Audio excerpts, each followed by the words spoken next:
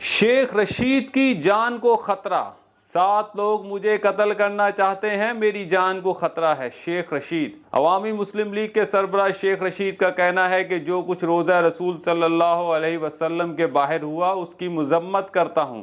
حکومت مجھے اور عمران خان کو تحریک سے پہلے گرفتار کرنا چاہتی ہے۔ اسلام آباد میں پریس کانفرنس کرتے ہوئے شیخ رشید کا کہنا تھا کہ رانا ثناءاللہ کو پٹا ڈالا جائے، یہ خانہ جنگی کرائے گا، یہ مجھے قتل کرانا چاہتے ہیں، میری جان کو خطرہ ہے۔ میں نے 5 ایجنسیز کے سربراہوں کو خط لکھ دیا ہے۔ میں نے خط لکھا کہ میں قتل کر دیا جاؤں تو ان لوگوں سے تفتیش کی جائے۔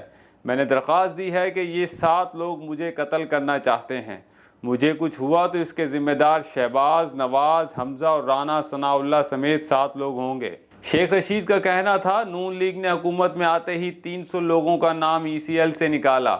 عدلیہ انصاف کرے، سارا بوجھ عدلیہ پر آنے لگا ہے، جھوٹے مقدمات بنائے جا رہے ہیں۔ انہوں نے ہر اس آدمی کو ٹرانسفر کیا جنہوں نے ان کی انویسٹیگیشن کی۔ سربراہ عوامی مسلم لیگ کا کہنا تھا کہ میں کہتا تھا نون سے شین نکلے گی، اس وقت شین کی حکومت ہے۔ میں نے پہلے بھی کہا مئی کا مہینہ خوفناک ہوگا۔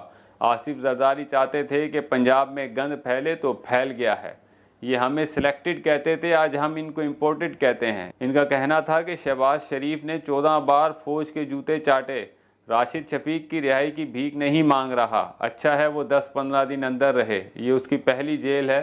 میں تو ریٹائر ہونے جا رہا تھا لیکن نالا لئی اور عمران خان کی وجہ سے الیکشن لڑوں گا۔ انہوں نے عمران خان کو یا شیخ رشید کو گرفتار کیا تو حالات خراب ہو جائیں گے۔